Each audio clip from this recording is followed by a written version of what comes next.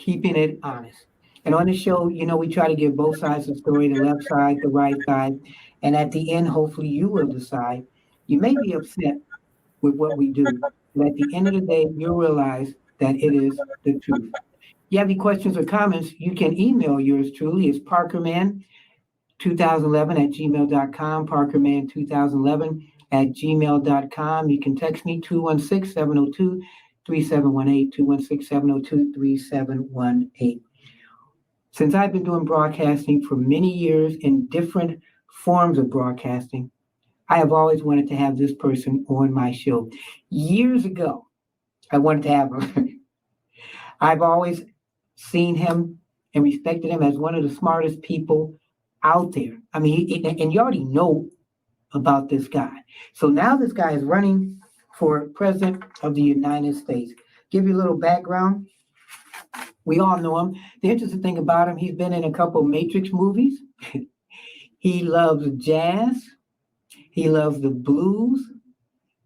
He knows anything and everything about race. He wrote a famous book about race called Race Matters. We're going to ask him about that and ask him, does race matter even today? So I welcome to the program Dr. Cornel West. Good afternoon. Very much so. And when you tell me about your years spent on the radio with my dear sister Turner, oh Lord, Nina Turner, she's like family. There's no doubt about it. Visionary, courageous, force for good in so many ways. So it's just a blessing to be with you. And I should say, brother, you're black and red as sharp as they come, man. Thank you. Oh yeah. I had to look good for you. No, you took style to a new level with my little black and white, man. That black and red is working so nice. So yeah, I gotta ask a question too, because you always look nice. And that's your own style? Because you see a lot of politicians or people aspiring, they don't really, look nice or dress up. Well, the thing is, brother, my father died almost 30 years ago. He was sharp as they came. I'll never be half the man that he was or half the human being he was. Same was true with my mother. I'll never be 1/3 of the person she was either. But when he died, I decided to wear black every day, put on my cemetery clothes every day, and be coffin ready in light of the calling that I have in the quest for truth and justice and fighting for poor and working people, though, brother. So it harkens back to the jazz musicians. It harkens back to black preachers like Reverend Willie P. Cook, who baptized me 62 years ago in Shiloh Baptist Church. But it's really just about putting on the cemetery clothes every day, being coffin ready, and trying to keep a style and smile in light of the calling of fighting for justice and truth, my brother. So just being ready all the time, huh? Ever ready, putting on the full armor right out of the 6th chapter of Ephesians. Oh, there you go. Okay. So I want to do a little bit on some of the stuff. You've been on other shows and everything. Now, what made you get into jazz and blues? Well, I just grew up in music, man. I grew up on the chocolate side of Sacramento, California. Now, at that time, it was Motown. It was the Temptations and the Miracles. It was Tammy Terrell and Marvin Gaye. It was Mary Wells, and then it moved into Curtis Mayfield, who I think is one of the giants of giants. I know you from Ohio, so you got Ohio players and Lakeside and all of the funk. Oh, I'm telling you. But early on, music was always a fundamental part of my life. It was constitutive of who I was. Same was true with Shiloh Baptist Church. On the 5th Sunday, we used to have a brother named Sylvester come down and play the organ. His name is Cy Stone to the world. We knew him as Sylvester from Vallejo. Oh, wow. And the Silver Echoes choir and the senior choir and my dad singing in the men's choir. The music was fundamental. I didn't get into jazz until I was a teenager, much older. And then it moved to Coltrane especially, and Sarah Vaughan and Ella Fitzgerald and Carmen McRae and Dinah Washington and so many others, man.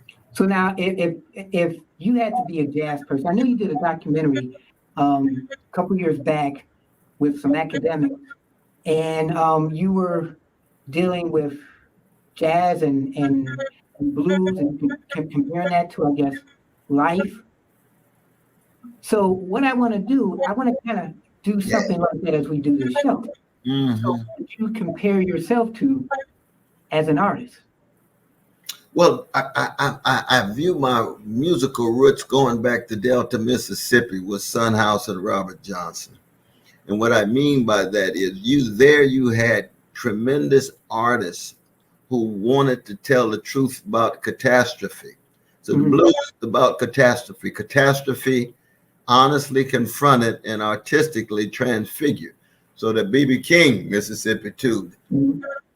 Nobody loves me but my mama, and she might be jiving too. That's the B side of Thrill is Gone. That's catastrophe, though, brother. Okay. Jim Crow's catastrophe. Hatred of black folk, white supremacy is catastrophe, but you're never allowed to have the last word. So here I am as a writer, a thinker, and an activist saying I'm going to be as honest about the catastrophe as the bluesmen and women of Ma Rainey and Bessie Smith. See? And if you keep track of the catastrophe, it means what? Oh, Brother Anthony Parker, we gonna tell the truth about all the dimensions of the catastrophe, but we're not going to allow the catastrophe to have the last word. So we're not going to live in denial and escapism, but we're not going to be overwhelmed by the negativity and overwhelmed by the gravity of the catastrophe. We're going to straighten our backs up, tell the truth with style, but with others. Okay. With others. So how would you call the climate that we're in now? Are we in the blues climate of it? Are we going down, or are we trying to go up? Well, we always going both up and down at the same time, but we really, really are down at the moment because we don't have enough truth tellers. We don't have enough truth seekers. Too many people are in it for money, for status, for position, for spectacle, for image. And the superficial is never going to allow us to sustain ourselves. Now, I'm also part of the funk tradition of George Clinton that wrote 2 songs with the genius Bootsy Collins. And what is it about the funk tradition? The funk will shatter the superficial. It will not remain satisfied with the surface, with the sanitized, sterilized, deodorized ways of looking at the world. Funk takes you to reality. It's like Ashford and Simpson. Ain't nothing like the real thing. So what's the difference between music back then and culture and music now and culture? Well, music now and culture is so obsessed with money and market and celebrity that it doesn't want to tell the deeper stories and dramas in the music. You should listen to a Curtis Mayfield music. I Loved and I Lost. Right, okay. Mayfield. He got a whole story. Right.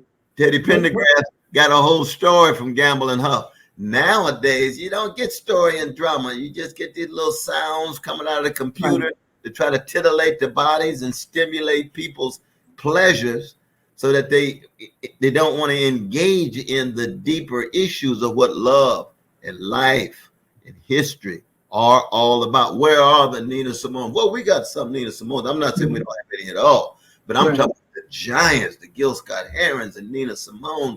Way back. Oh, yeah, definitely. Nowadays, these young folk, man, even when they want to tell the full stories, the labels won't let them do it. They just want G-string music. You see, they want to dumb it down. That's like being a politician and being in office or wannabe, because I think I told you, I said I was running for Congress, and I'm going to give you the numbers. So I ran, and I said I ran against Max Miller, and out of the 4 people, I was last, but I got 5% of the vote. Wow, no, I congratulate you. That's a lot of people, brother. Yeah, and I was 3% from reaching 3rd place. Okay, and I have to say this, and you can correct me if I'm wrong. When I tell this to African Americans, it kind of goes over their head, but when I tell it to white people, they're like, you almost made 3rd place. All I did was me and my son go door to door. I had my own war room. I already had who, was going to possibly, vote for me or whatever. But at the end of the day, I was telling people, because God had told me this, I knew I wasn't going to, win. Right. But I was in a place where God said, you know what? I want you to tell that story. Absolutely. I want you to tell people that if they don't want these people in office, then they can run. Because how many people out here could possibly run for office and they just don't know? And to have that Me and my daughter, we argue about this, not argue, but we discuss it. And we're talking about young people, and I'm telling them, I got, Dr. Cornel West on, and my daughter's like 20. And I try to pass down from me doing media for years information to her. So she kind of knows, but I don't want to say your typical person, but your typical person, younger person may not know who Dr. Cornel West is. And people my age are like, well, do you really know who this guy is? This guy is running for president. If you don't have anybody else you want to vote for, as we're doing all this wide now, because these two people are running, and you don't want these two people because you don't like a mouse and you don't like a phone, but you like a pen, and that pen is entering that race, then vote for that person, vote for that pen. Because when they say, the worst of two evils, if you don't like neither one of these, why would you vote for them? Mm-hmm. So it's kind of interesting. And from you going into the Green Party, you had entered in the other party. What made you switch into the Green? Yeah, see, the Greens, they have ballot access activity at a high level. The People's Party had one state, and even that was a bit tenuous. Green Party starts off with 19. We should have 31 by December, and we'll probably have about 45, Okay. 40, maybe 50 at the end.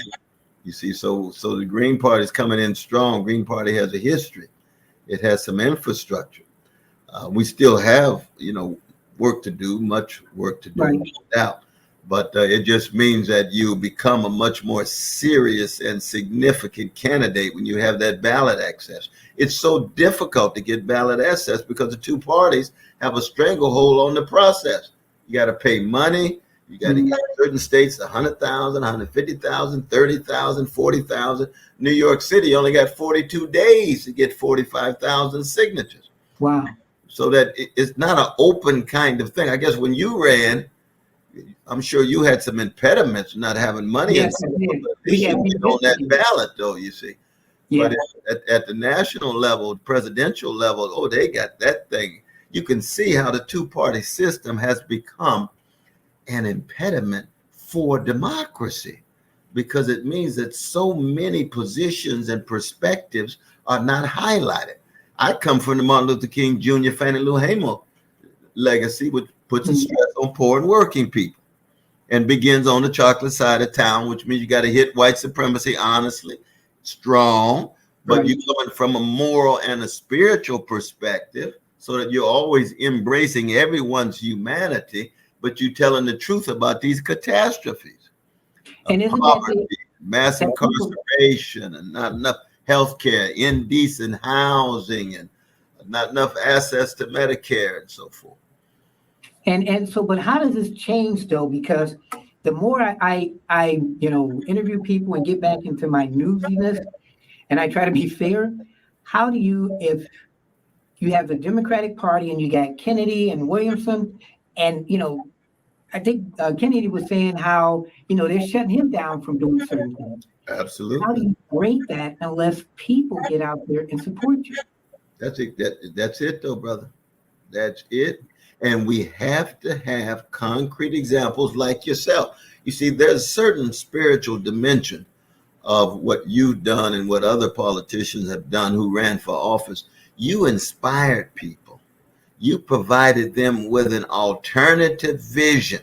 Most people have a tunnel vision because that's what they've been taught. The only two parties, no alternative. We have to settle, choose for lesser evil. When you choose for lesser evil, poor people and working people still get shafted because both parties are tied to Wall Street. Both parties are tied to war. Both parties are tied to militarism abroad and the wealthy at home. So that poor and working people get done in by, it doesn't make any difference which party wins. You provided an example that said, look, this is not just about winning now. This is about witnessing. We know that's a deeply religious and biblical term, but I come out of the Christian tradition. I'm a Shiloh Baptist Church kind of brother. I believe in witness as well as winning. So how do you, because you've mentioned this before about going to the Trump supporters, how do you get some of them to come to you? Yes, well, one is that 1 out of 8 of the Trump supporters supported Bernie Sanders, who I supported twice. And Bernie Mhm. Sanders was talking about working class issues, Medicare for all, especially. But he was also talking about Wall Street greed, which means what? Which means that those who are following Trump, they're all not exactly like Trump. Right, I right. That's think, true. I think Trump is, the neo-fascist. I Right. don't think everybody who follows him is a neo-fascist. They're just so desperate. They're so frustrated with the other choice, which is the Democratic Party. If they knew there was an alternative Mhm. to both Trump and Biden, and we laid out exactly why we want to end poverty, I want to end homelessness, I want to make sure that there's quality schools and housing, because we need massive investment in schools and housing and healthcare, and be able to transfer some of that money invested in military spending. If they knew there was an alternative, they might be open to it. And so that's where, in fact, the issue of your own example. When you got that 5%, that's a lot of people in your Mhm. community. Mhm. For you to And just start up like that. right, What I'm trying to do is to both win and witness, but at least be a concrete example of those who refuse to give in and cave in. And some of them, as we know, sell out. right. So now you talk about that part. And I said, my show is Keep It Honest, Keep It Real. So I look at you. I know you've been on a couple of shows, and some people, have been really disrespecting you. And I'm saying that from me on my broadcasting side. Okay. And some of the people I've been, talking about. Yeah. But I'm one where I'm going to ask questions. So now, when you said sell out, the perception, okay, of Bernie Sanders, and I'm one too. I was a Bernie Sanders fan. Mm-hmm. Um, I know recently there was a story about him and how him and his wife and I think son and wasn't his son, but it was somebody else family wise, and they had a not for profit, and the money that he was getting was being given by Walmart. I have to make sure I get it straight. And so I read the story. I kind of did a show on it, and on mainstream, nobody's talked about it. Right. He hasn't appeared on any small shows, but on the shows that I've seen since I've been doing streaming, a lot of his supporters, they felt hurt because they put their money, they put their time, they supported him. He says, I'm not for big businesses, but now he's on, TV all over saying, you know what? We support Bernie. I mean, we support Biden. Mm-hmm. So at one point you're fighting, to wake up the country. The next point you're sleeping with the enemy, technically. And Yeah. I know, he's your boy, okay? Because I've seen how you Right. do things. You love everybody, okay? Yeah, well, I tried to. I tried to, bro. Which I give him credit. But I'm like, okay, well, you know what? If this was, and he explained it to me, if this was my boy, and he's kind of trying to get you to step out, because at one point that's like you're running in Green Party and you're making a dent, and then I say, you know what? I'm gonna run in 2 years, and you come to me and say, Anthony, you know what, man? Don't do it. I think you should stick with the establishment. So does Mm, that mean you caved in, meaning Bernie? Because a lot of people feel that the Democratic Party sent Bernie to be the person to talk to you. But if mm, the power you have, and I tell people, if you've got so much power or doing things the right way, that devil will come in and try to destroy you. And that's when you know to continue that fight. So when your boy, and I'm that's keeping it real, maybe that's people have, told you whatever. yes. When your boy says, hey, you know, let us do it. What are you getting out of this? And then you find out that there's some kind of corporate thing, and this is me, that he's doing. There's a lot of people that Bernie really hurt as far as that dream. And Yeah. people are looking at you in some ways, wow, I give this guy a lot of credit because, he loves them. He may be a little bit hurt, and I'm gonna come to you again. Are you not hurt, but maybe disappointed then. Right, right, Um, right. That's right. That's And right. I think people would like to, yeah, I can still love. I mean, because people can hurt you, friends can hurt you, but you can be disappointed in them, but not want to get away from them. So are you kind of like at that stage? Well, I'm going to be true to my calling because it's Mm. greater than any person, individual, family, brother, friend, or what have you. You're right that Bernie will always be a friend and a brother. We'll just have deep and profound disagreements. This is the first time I heard the story about the Walmart thing, though. I must say I've got to do more research on that. Yeah. You teaching me, you educating me in that regard, my brother. Okay. But of course, anytime you love anybody, you're trying to protect, respect, and correct. So there's always a critical dimension to any kind of love or friendship and so forth. I haven't talked with him, and so we haven't had a chance to really sit down and go through why I'm moving in one direction, he's moving in another. Right. But the important thing is that all of us must be accountable. Mhm. But none of us are perfect. All of us are fallible, which means all of us can learn and listen. Takes us right back to jazz, right? Every Right. jazz musician got to do what? Find his or her voice. Yeah. How do you find your voice? By studying other voices, studying, coming to terms with the voice inside of you. But no great jazz musician is an echo. That's why the anthem of Black people is lift every voice. It's not lift every echo. The Johnson brothers knew the difference between a voice and an echo. If you just an echo, you just an extension of a silo. Right. Just imitating people, you just a copy. Luther Vandross and Charles Mingus and Dinah Washington, they ain't no copy of nobody. They got their own voices. Erykah Badu the same way. We can go to Ohio with the great Nancy Wilson. Oh, yeah. So you got it all. So your voice, what was the point in time that hit you in your voice where you said, you know what? I've been doing all this writing books and teaching all over the place. I need to run for president. What was that exact moment? It's a wonderful question. I hadn't really thought about it until the People's Party came to me and made the offer.